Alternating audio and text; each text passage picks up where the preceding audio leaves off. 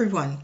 Today's video discussion is going to be on the matter of the Form W-9, which is the request for taxpayer identification number and certification. Now, I'm not going to cover everything about this form. I'm just going to go over some basics to give you an idea as to what the form is and what it is used for. Now, the information that I'm going to provide in this video is actually going to be beneficial to employers as well as individuals asking to complete the form. Okay, so let me just say that generally, if you receive an information return such as a 1099 miscellaneous, the IRS received it as well. Even if there was a small amount reported on that 1099 miscellaneous, it is in your best interest to report it to the IRS because they get a copy of that 1099 and they know how much you earned. So if you're just thinking about, well, I won't report this, the IRS is not going to miss it.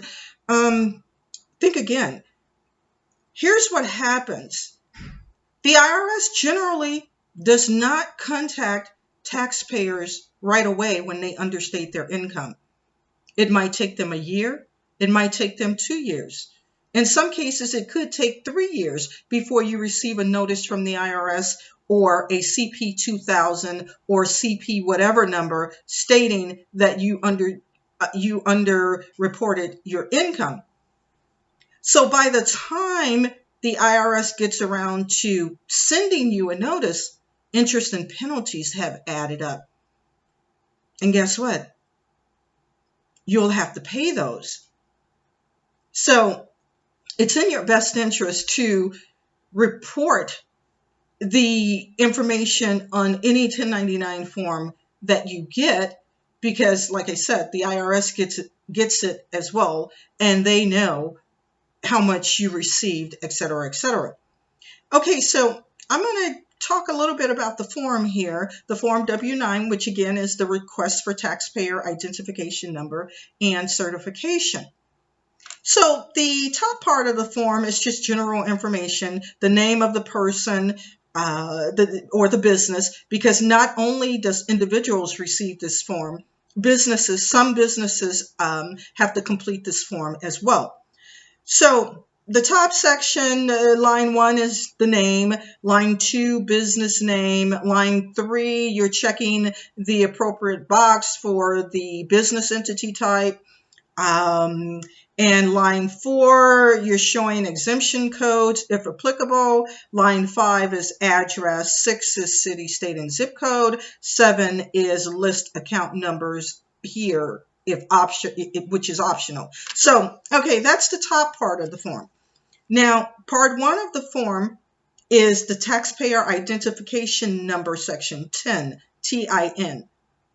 So in this section, you will either enter your social security number or your employer identification number, EIN, whichever one is applicable to you. If you're an individual, your social security number goes here. If you're a business entity, you would list the EIN, the employer identification number here. Okay, part 2 is certification. This is the section where the person who is signing the form, completing the form, is certifying under penalties of perjury that they are a U.S. citizen and that the social security number is correct or the EIN is correct. And then in part 2 is where they sign the form.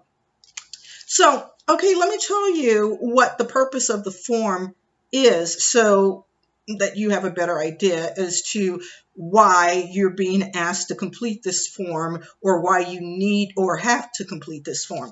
Okay, so the purpose of the form is an individual or entity, which is the Form W-9 requester, who is required to file an information return with the IRS must obtain your correct taxpayer identification number, your TIN, which may be your social security number, the adoption taxpayer identification number, ATIN, or your employer identification number, EIN.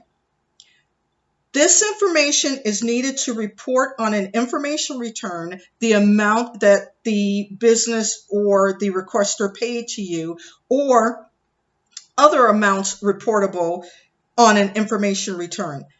Examples of information returns include, but are not limited to, the following: Form 1099 INT, interest earned or paid; Form 1099 DIV, dividends including those from stocks or mutual funds; Form 1099 miscellaneous, various types of income, prizes, awards, or gross proceeds are reported on this form; Form 1099B, stock or mutual fund sales and certain other transactions by brokers; Form 1099S, proceeds from real estate transactions; Form 1099K, merchant card and third-party network transactions; Form 1098, home mortgage interest; Form 1098E, student loan interest; and Form 1098-T, tuition; Form 1099C, canceled debt;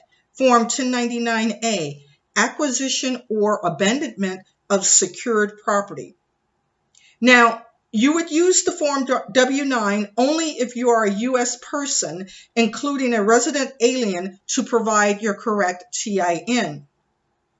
If you do not complete and return the Form W-9 to the requester with your TIN number, you might be subject to backup withholding. Okay, so what exactly is backup withholding? Persons making certain payments to you must, under certain conditions, withhold and pay to the IRS 24% of such payments. This is called backup withholding. Payments that may be subject to backup withholding include interest, tax-exempt interest, dividends, broker and barter exchange transactions, rents, royalties, non-employee pay, payments made in settlement of payment card and third-party network transactions, and certain payments from fishing boat operators. Real estate transactions are not subject to backup withholding. You will not be subject to backup withholding on payments you receive if you give the requester the correct TIN, make the proper certifications, and report all of your taxable interest and dividends on your tax return.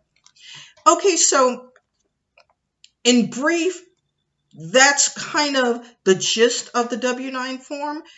That is why when a requester asks for the W-9 form, they're not just asking for it just to be asking for it. They're asking for it because it's actually a requirement of the IRS. Another thing is, it is best to get this form W-9 completed and filled out up front before you make your first payment to an individual. Why do I say that? Because there are cases every year where individuals are trying to get information from people that they've hired in the course of their trade or business. And then that individual refuses to give that information to the payer.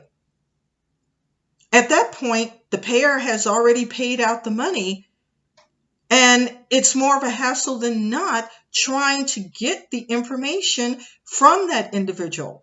That's why it's best to get this W-9 completed up front before you make the first payment to anyone, especially if you know that you're going to be paying that individual or that company more than $600.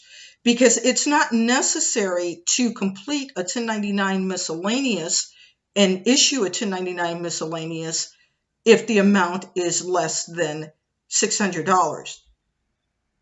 But again, for your, I'm not going to say safety, but to keep the hassle down, you might just want to get this form up front from the individual when you hire them, when you first hire them, after they fill out the application, if they fill out an application or if they're filling out any type of paperwork. you want to make this W-9 part of that paperwork so that when it comes tax time, you're not going to have an issue trying to run them down and get this information from them to report the information to the IRS.